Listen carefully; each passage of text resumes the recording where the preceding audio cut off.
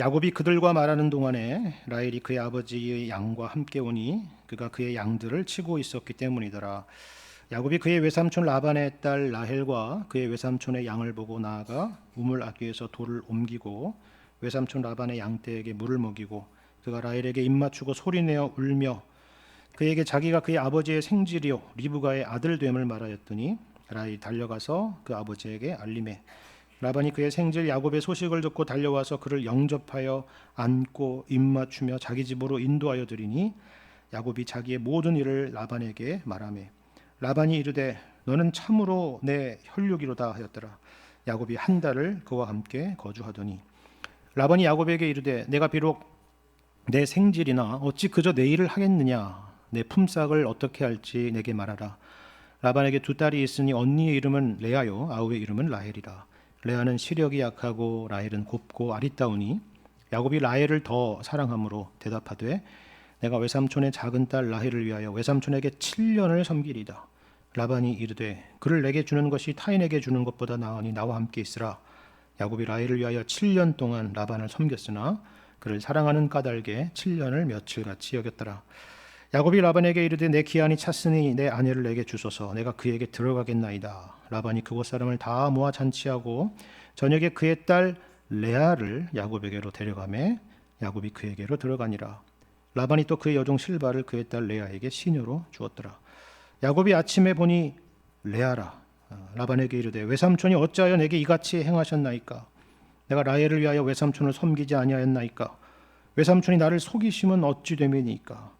라반이 이르되 언니보다 아우를 먼저 주는 것은 우리 지방에서 하지 아니하는 바이라. 이를 위하여 7일을 채우라. 우리가 그도 내게 주리니 내가 또 나를 7년 동안 섬길지니라. 야곱이 그대로 하여 그 7일을 채우매 라반이 딸 라헬도 그에게 아내로 주고 라반이 또 그의 여종 비라를 그의 딸 라헬에게 주어 시녀가 되게 하매 야곱이 또한 라헬에게로 들어갔고 그가 레아보다 라헬을 더 사랑하여 다시 7년 동안 라반을 섬겼더라. 아멘. 오늘 본문의 말씀은 야곱이 마침내 외삼촌 라반이 살고 있는 하란이라는 땅에 도착해서 그 이후에 벌어졌던 일에 대한 말씀입니다. 시간적으로 보자면 여러분 보시는 것처럼 오늘 본문은 7년 더하기 7년 하니까 14년이라는 시간입니다. 결코 짧지 않은 시간이죠. 여러분 14년 전이니까 여러분도 한번 2011년을 한번 생각해 보시길 바랍니다. 그때부터 지금까지의 시간입니다. 여러분 그동안 숱한 일들이 있지 않았겠습니까? 그 시간 가운데서 어떤 분들은 신앙적으로 큰 변화가 있게 된 어떤 계기 같은 것이 있는 분도 계실 것입니다. 특별한 체험이 있는 분도 계시겠죠. 그런데 아마도 많은 분들은 특별히 그런 일이 없었다라고 말하는 분도 계실 겁니다. 그래서 신앙생활에 진전이 없는 것 같아서 안타까워하는 분도 계실 거고요. 혹은 뭐 그런 게 뭐 사는 게 아니겠습니까? 생각하는 분도 계실 것입니다. 더 심한 경우는 신앙에 대해서 아주 냉소적인 그런 생각을 갖고 계신 분도 계실 수가 있겠죠. 어떤 마음인지 잘 알고 있습니다. 그리고 이 지점이 바로 우리가 자주 넘어지는 그런 지점이기도 하죠. 그런데 여러분 그거 아십니까?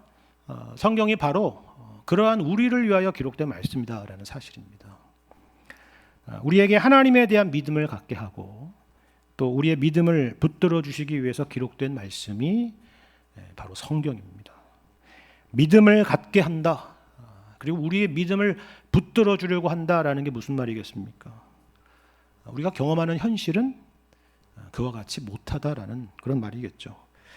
우리가 살아가는 현실은 그렇게 극적이지도 않고 내가 생각할 때 하나님께서 뭔가 역사하셔서 나의 삶 가운데 뭔가 놀라운 일을 행하고 계시는 것처럼 보이지가 않는다라는 것입니다.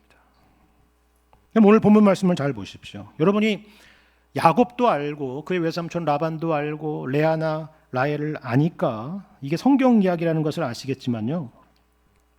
만일 여기 등장하는 인물들을 다른 이름들로 바꾸고 시대를 오늘로 바꾸고 그리고 현대적으로 각색해서 편집을 한다면 아마 이런 이야기, 이런 책은 서점에서도 어디 기독교 섹션에 절대로 들어갈 수가 없을 것입니다. 아니 심지어 소설로서도 가치가 없겠죠. 특별히 무슨 극적인 요소가 있거나 감동이 있는 것도 아니기 때문입니다. 그런데 어떻게 보면 정도의 차이가 있을 뿐이지 이게 다 우리가 사는 이 세상의 이야기가 아닙니까? 누군가와 사랑에 빠지고, 누군가는 속이고, 누구는 속임을 당하고, 그리고 분개하고, 협상하고, 타협하는, 우리가 살아가면서 세상에서 만나는 그와 같은 일들이죠. 평범한 일들입니다. 흥미로운 것은요, 오늘 이 본문의 말씀이 사실 앞에 있는 창세기 24장을 염두에 둔 말씀이다라는 사실입니다. 여러분 24장에는 무슨 사건이 기록되어 있는지 아십니까? 아브라함이 이제 늙어서 노년에 얻은 아들 이삭의 결혼 문제로 깊은 고민을 하죠. 그래서 자기 집의 모든 소유를 맡은 늙은 종을 부릅니다. 늙은 종이라고 하는 것은 아브라함과 오랜 시간 같이 있었다라는 것이죠.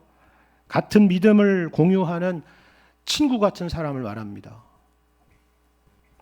자기 집 모든 소유를 맡았다라는 것은 그래서 그만큼 믿을 만한 사람이라는 것이죠. 그렇죠?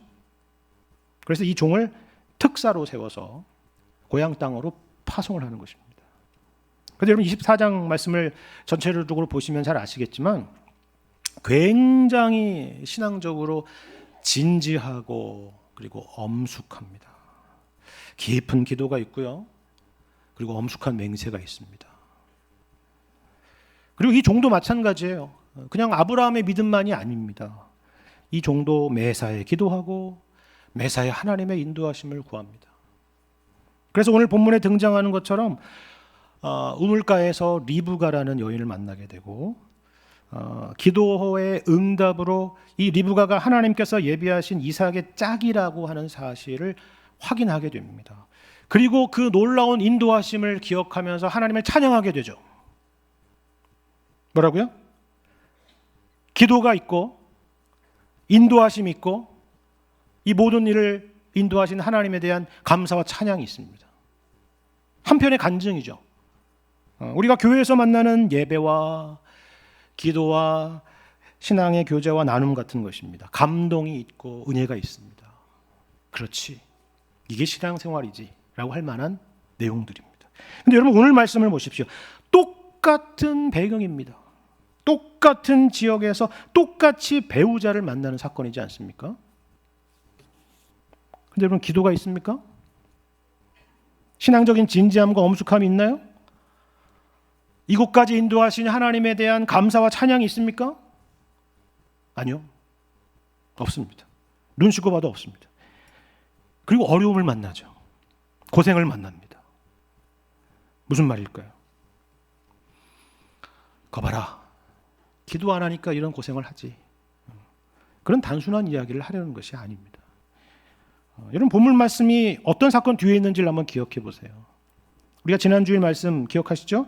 하나님께서 야곱의 여정 가운데 나타나셨죠. 하늘에 닿아 있는 사다리와 그 위에서 말씀하시는 하나님, 그리고 하나님의 지키심과 인도하심에 대한 분명한 약속, 바로 그 사건이 있었습니다. 그런데 며칠이 지나지도 않았을 텐데 전혀 다른 분위기죠. 마치 우리가 주일에는 주일 모드로 살고 평일에는 평일 모드로 사는 것과 같습니다. 신앙은 신앙이고 현실은 현실이다. 그렇게 사는 것과 같죠. 그러니까 그렇게 이분법적으로 살지 마시고 평일을 주일같이 삽시다. 아브라함과 그의 종이 보여준 모습처럼 우리도 그렇게 삽시다. 늘 하나님을 의식하고 하나님의 인도하심을 구하며 삽시다. 이렇게 설교를 하면 좋겠죠? 네. 여러분 이 말씀이 과연 그걸 가르치려는 걸까요? 물론 우리는 그래야 됩니다. 당연히 그래야죠. 하나님은 그 일을 기뻐하십니다. 그런데 이 말씀이 거기에 초점이 있지는 않다 하는 것입니다. 여러분 24장 본문의 말씀, 24장과 오늘 본문의 말씀은 똑같은 배경과 똑같은 주제를 다루고 있지만은 여기에서 우리에게 묻는 것은 그때의 질문과는 조금 다른 질문인 거예요. 우리는 하나님의 존재와 하나님의 일하심과 하나님의 함께하심을 과연 어떤 식으로 이해하고 있느냐라는 그런 질문입니다. 방금 제가 지난주에 말씀을 하지 않았습니까? 거기서 하나님께서 야곱에게 이런 말씀을 하셨다는 것 다시 한번 기억해 봤으면 좋겠습니다. 이런 말씀이에요. 창세기 28장 15절에 나와 있는 말씀인데 제가 읽겠습니다. 내가 너와 함께 있어 내가 어디로 가든지 너를 지키며 너를 이끌어 이 땅으로 돌아오게 할지라. 내가 내게 허락한 것을 다 이루기까지 너를 떠나지 아니하리라 하신지라. 그렇죠? 놀라운 말씀입니다. 은혜로운 말씀입니다. 그렇다면 우리가 생각하는 앞으로 펼쳐질 그림은 어떤 거예요? 29장 오늘 본문 같은 그림이 아니라 24장 같은 그림이겠죠. 그렇죠? 아브라함과 아브라함의 종의 모습이 보여준 그런 그림입니다. 우리도 동일하게 누구라도 그런 그림들이 앞으로 펼쳐졌더라면 우리 중에 그 누구도 하나님의 함께하심과 인도하심을 의심하진 않았을 것입니다. 당연히 그러지 않겠습니까? 근데 여러분 오늘 말씀을 보십시오. 달라도 너무 다르지 않습니까? 하나님이 등장하지도 않고요. 환상이나 계시도 없습니다. 24장에서 봤던 경건한 태도도 없죠. 오히려 남녀 간에 자연스러운 연애 감정이 있고 배신과 속임수가 있고 분노와 타협이 있습니다. 힘겨운 노동이 있습니다. 기나긴 시간이 있습니다. 우리가 이 세상 살아가면서 늘 만나고 경험하는 일이죠. 아마 지난주도 여러분 그렇게 살다가 오셨을 것입니다. 그러면서 우리는 이 시간에 묻는 겁니다. 과연 하나님의 일하심은 어디에 있습니까? 과연 나의 이러한 삶에 하나님의 인도하심과 지키심과 동행하심, 그 약속은 어디에 있느냐라는 질문입니다. 이렇게 사는 것이 과연 인생입니까? 그렇게 묻겠죠. 아마 우리는 평생을 그 질문을 가지고 살 것입니다. 근데 바로 그 고민이 이 성경 안에 담겨 있어요. 이거는 야곱의 이야기만이 아니라 우리들의 이야기라는 것입니다. 하나님께서 어떻게 보면 하나님과 상관없이 살아가는 것 같은 우리의 지극히 평범하고 세속적으로 보이는 그 일상 가운데서도 하나님은 항상 지켜보시고 함께하고 계시고 우리를 인도하고 계신다라는 사실입니다. 야곱에게 약속하셨던 거 바로 그대로입니다. 그리고 역시 우리에게 약속하신 바로 그대로죠. 여러분 나중에 창세기 48장을 보시겠지만 이 노년의 야곱이 하나님에 대하여 어떤 고백을 하는지 아십니까? 하나님은 이런 하나님이다라는 고백이에요. 나의 출생으로부터 지금까지 나를 기르신 하나님이라는 고백입니다. 나의 출생으로부터 지금까지 나를 기르신 하나님. 무슨 말입니까? 여러분 출생으로부터 지금까지라고 하는 것은요 하나님의 공백이 전혀 없었다는 거 아닙니까? 그죠? 베델에서만이 아니라 그 베델처럼 그 극적인 현장에서의 체험만이 아니라 지금 어떻게 보면은 하나님 없이 살아가는 것처럼 보이는 이 14년 동안의 기나긴 타향살이 가운데서도 하나님은 나를 기르시고 인도하시는 하나님이시다라는 고백이에요. 우리가 지금 창세기 말씀을 읽고 있는데요.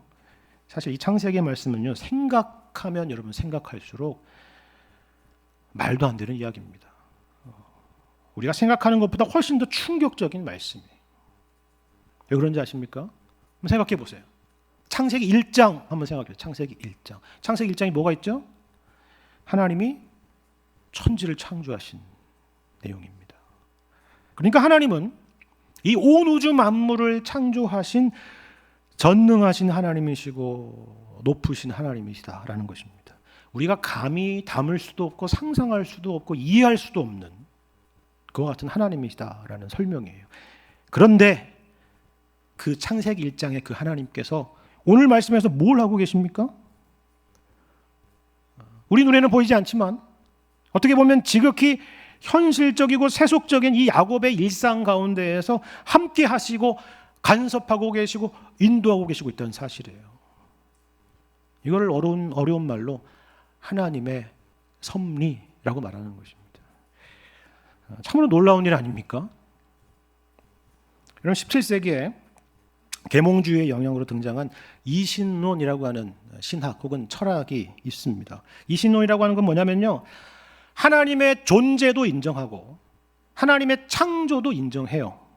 다만 하나님께서 그 이후에, 창조 이후에 세계와 역사와 우리 개개인 가운데 개입하시거나 간섭하시거나 섭리하시는 것에 대해서는 믿지 않는, 그와 같은 이론입니다. 미국 건국의 아버지 중에 있었던 토마스 제퍼슨이나 벤자민 프랭클린 같은 사람이 이 이신론적인 기초 아래에서 미국이라는 국가를 세운 것입니다. 이런 비유를 하죠. 하나님은 시계공과 같고 이 세상은 시계와 같다라는 것입니다. 어떻게 해요? 시계공이 시계를 만들고 어떻게 해요? 그냥 파는 거죠. 그죠? 시계를 만들고 두는 거죠. 여러분, 그 시계공이 계속 그 시계의 초침과 분침과 시침을 움직이고 있습니까? 아니잖아요. 돌아가게 하는 거잖아요. 그냥 두고. 그와 같은 것이다. 그게 이신론이라는 것입니다. 창조를 믿되 섭리는 믿지 않는 것입니다. 물론 당연히 성경과는 배치되는 주장이죠. 그래서 그것은 말도 안 된다, 이렇게 다들 말할 것입니다. 근데 사실 우리는 그렇게 생각하면서도 실제로는 이신론적으로 살 때가 많아요. 그렇잖아요. 천지를 창조하신 하나님께서 어떻게 하나님과 상관없이 살아가는 것 같은 나의 이런 지극히 인간적이고 세속적인 그런 매일매일의 삶 가운데 간섭하시고 역사하신다라고 믿을 수가 있겠느냐는 것입니다. 창세기 1장의 그 엄청난 사건과 여기 오늘 본문 29장의 이 세속적인 내용이 어떻게 서로 조화될 수가 있겠냐라는 거죠. 만일에 그것이 사실이라고 한다면 그건 진짜 엄청난 일 아니겠어요? 정말 그런 엄청난 일이 있을 수 있을까요?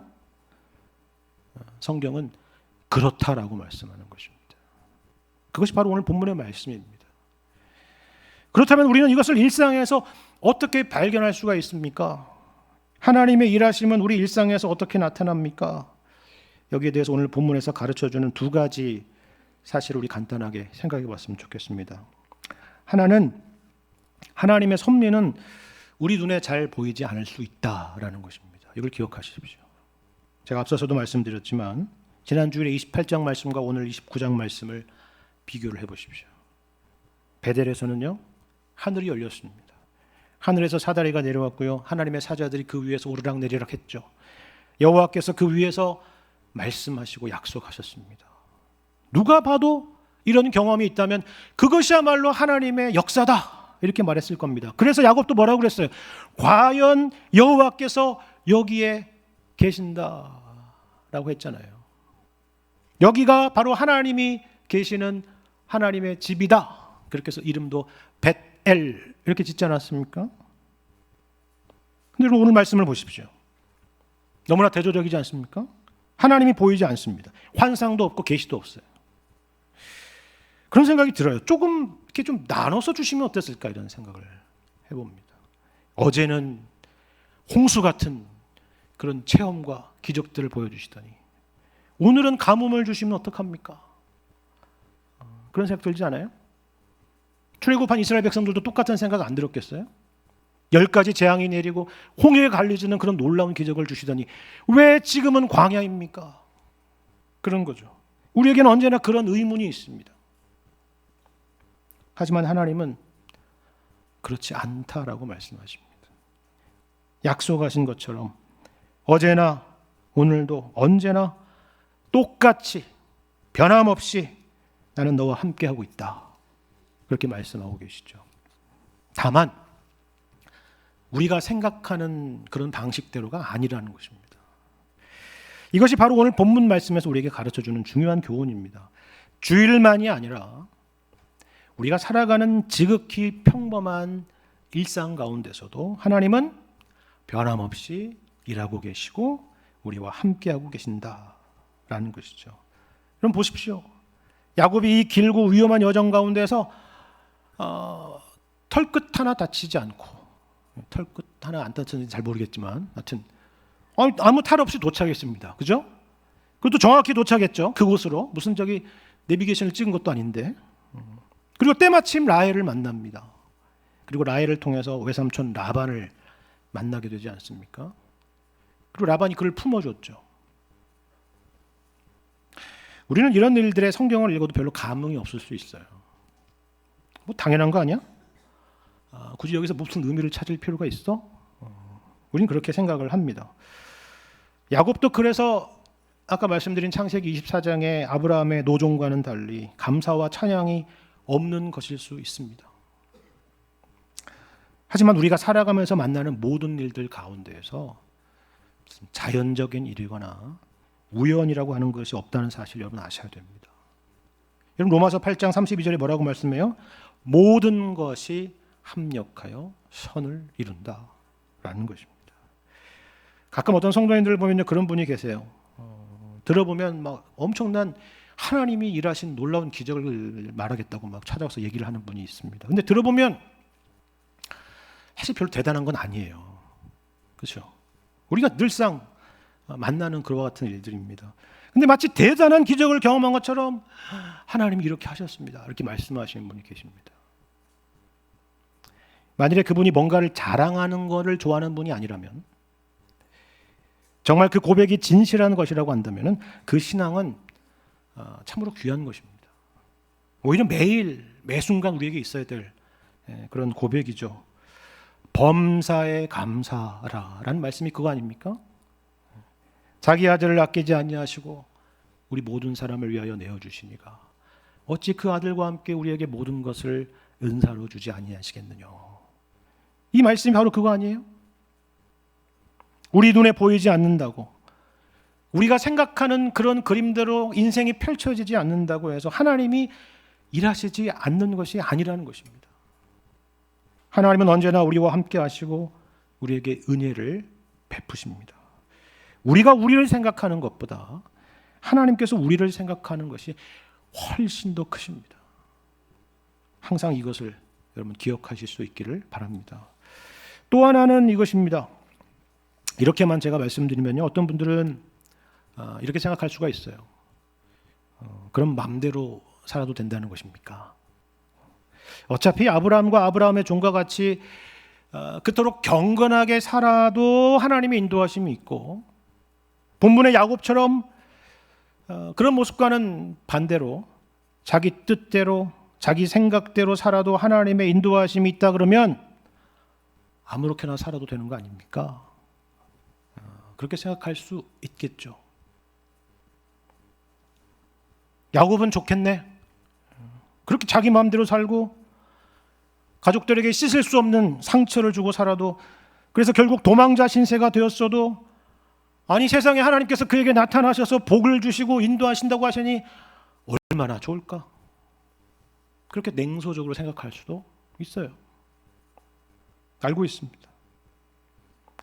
그런데요, 이것은 하나만 알고 하나는 모르는 것입니다.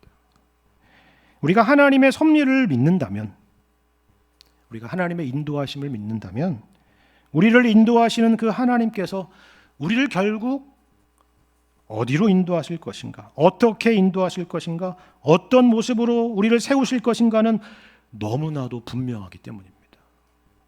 여러분, 이게 중요한 것입니다. 여러분, 흥미로운 것은요, 오늘 본문 가운데서도 본래 이 야곱의 자신감 있는 모습은 여전하다라는 것을 우리가 볼 수 있다는 겁니다. 보시는 것처럼 여기는 분명히 이 고향 땅 브엘세바가 아닙니다. 하란이라고 하는 한참 멀리 떨어진 낯선 땅이죠. 그러면 좀 위축되지 않겠습니까? 여러분, 내가 평생 서울 토박이었는데 어느 시골로, 어느 알지 못하는 지구로 간다 그러면 좀 접고 들어가는 게 있지 않겠어요? 그죠? 심지어 어디 외국으로 가서 살게 된다 그러면 더 그러지 않겠습니까? 근데 여러분 보십시오. 본문을 보시면요, 좀 특이한 설명이 있습니다. 오늘 본문 바로 앞에 있는 우리 29장 1절 이하의 말씀 제가 한번 읽어드리겠습니다. 야곱이 길을 떠나 동방 사람의 땅에 이르러 본즉 들에 우물이 있고 그 곁에 양 셋 떼가 누워 있으니 이는 목자들이 그 우물에서 양떼에게 물을 먹임이라. 큰 돌로 우물 아귀를 덮었다가 모든 떼가 모이면 그들이 우물 아귀에서 돌을 옮기고 그 양떼에게 물을 먹이고는 우물 아귀 그 자리에 다시 그 돌을 덮더라. 저는 이게 무슨 말씀인가를 한참을 생각했습니다. 이게 왜 성경에 기록되어 있지? 이런 생각이 들었어요. 왜 이런 설명이 있을까요? 이거는 이 지역의 일종의 문화라는 거죠. 그죠? 우물을 덮는 이 큰 돌은 상당히 무겁지 않겠습니까? 상식적으로. 그렇죠? 그러니까 혼자 할 수 없고 사람들이 이렇게 모여서 힘을 합해서 돌을 옮기고 물을 먹이는 것입니다. 이게 오랜 시간 그 지역의 전통이고 문화였다는 거예요.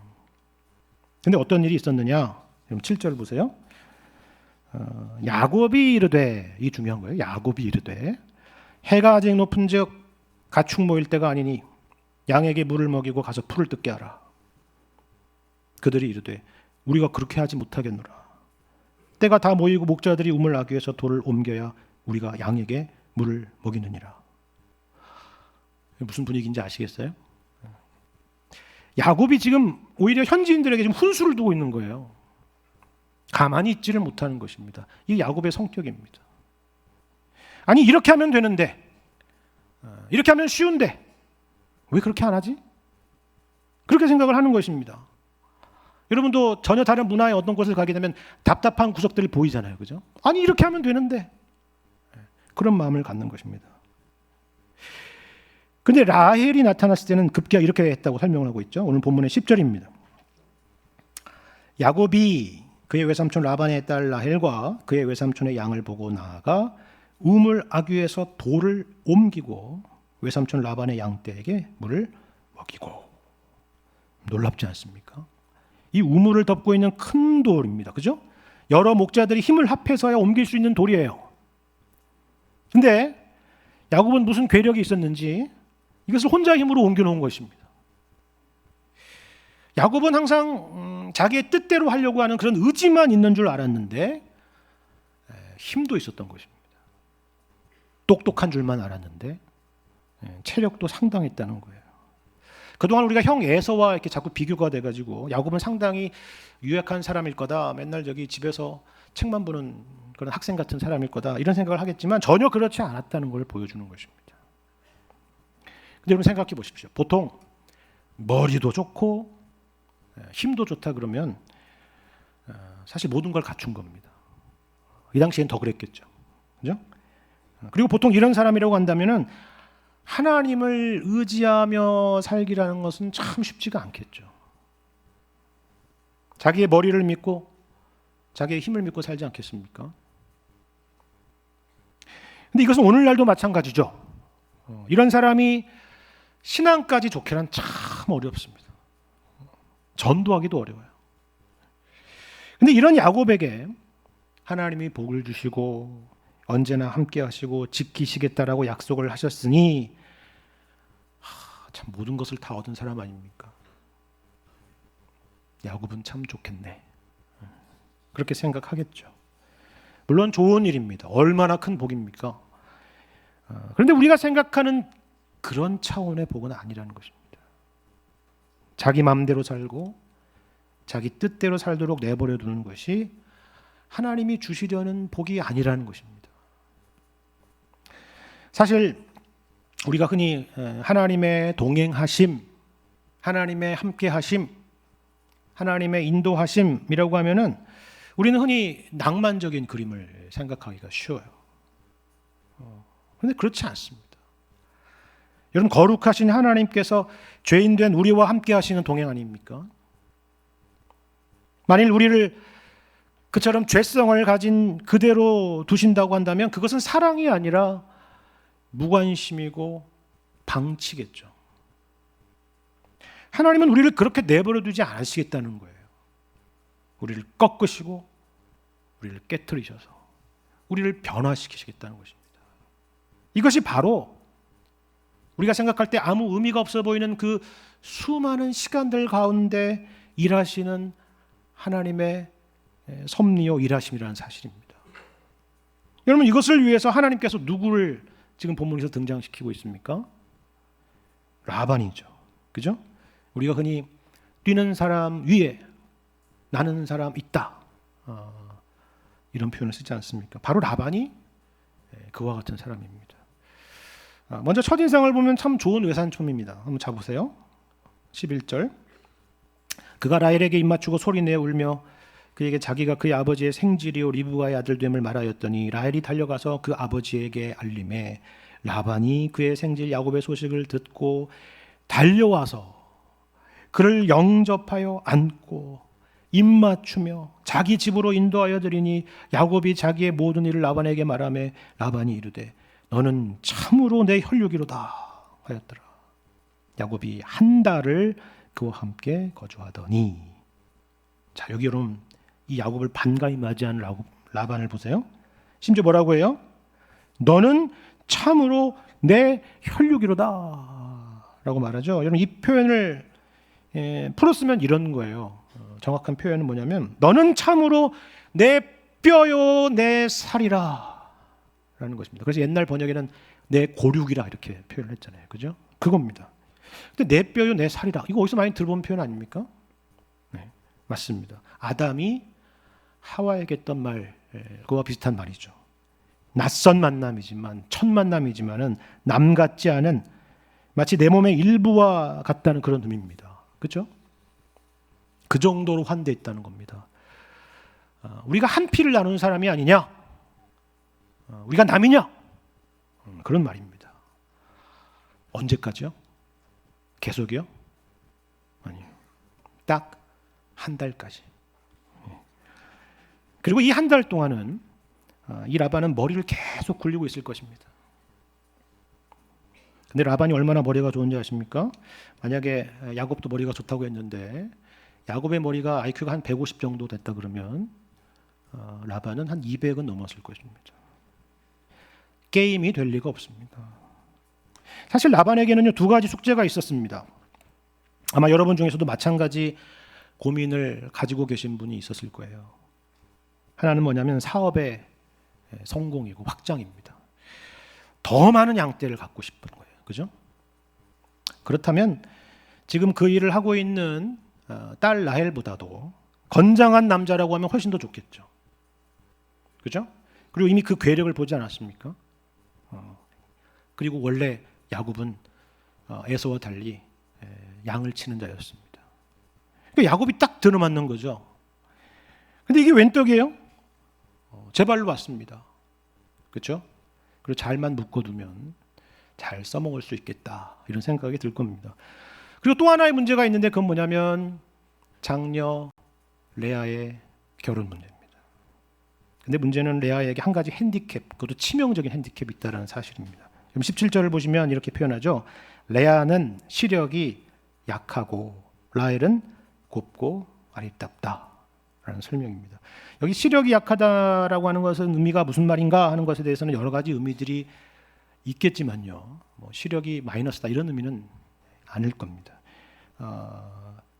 라헬은 곱고 아리답다라는 표현이 이어서 바로 등장하는 것을 보면은 이건 대조되는 표현일 거라는 생각은 해보게 됩니다. 그렇죠?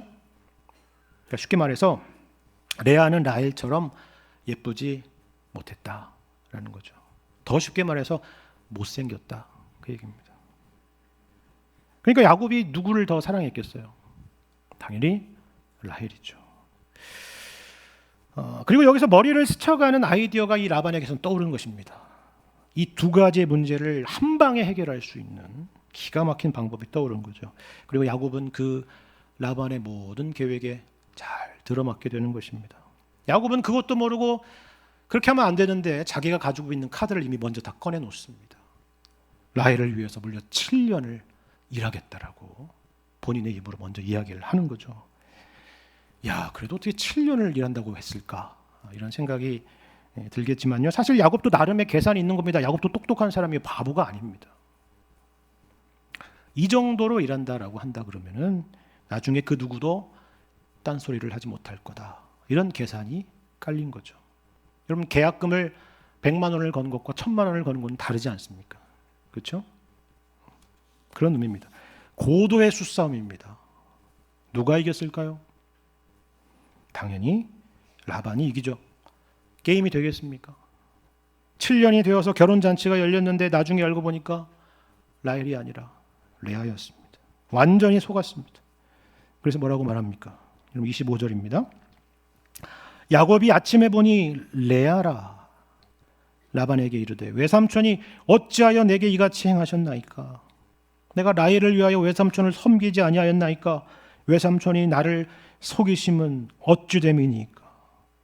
외삼촌이 나를 속이심은 어찌 됨이니까? 그럼 이거 어디서 이미 들어본 표현 아닙니까? 사람만 바뀌었을 뿐입니다. 과거에는 야곱이 속이는 자였고 아버지 이삭과 형 에서는 속임을 당하고 이 일로 분노했었지만은 이번에는 반대가 된 것입니다. 야곱이 속았습니다. 더군다나 라반이 26절에서 또 이어서 뭐라고 말해요? 라반이 이르되 언니보다 아우를 먼저 주는 것은 우리 지방에서 하지 아니하는 바이라. 여기서는 너 야곱과 같이 뒤바뀌는 일은 없다, 그 얘기입니다. 첫째가 항상 먼저다, 그런 말이죠. 물론 당연히 그렇겠죠. 하지만 이것이 이렇게 황당한 사건에 합당한 이유는 아니잖아요. 그렇죠? 그럴 거라면 처음부터 말해줬어야 되는 거 아닙니까? 근데 보시면 더 이상의 야곱의 항변이 없어요. 오히려 28절에 뭐라고 되어 있습니까? 야곱이 그대로 하여. 왜 그랬을까요? 야곱은 이 일을 통해서 뭘 깨달았을까요? 자신의 과거를 떠올렸겠죠.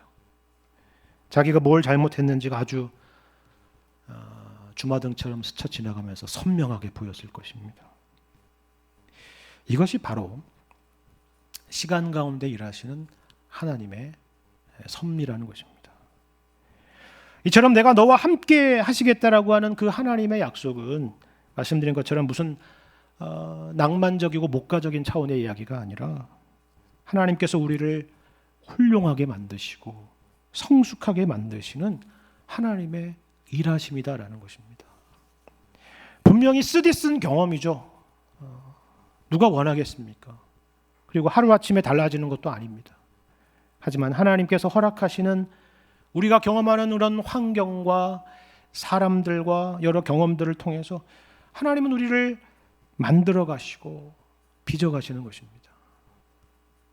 베델 사건과 같은 어떤 극적인 체험이나 신앙적인 특별한 경험만이 우리를 변화시키는 것이 아니라는 거예요.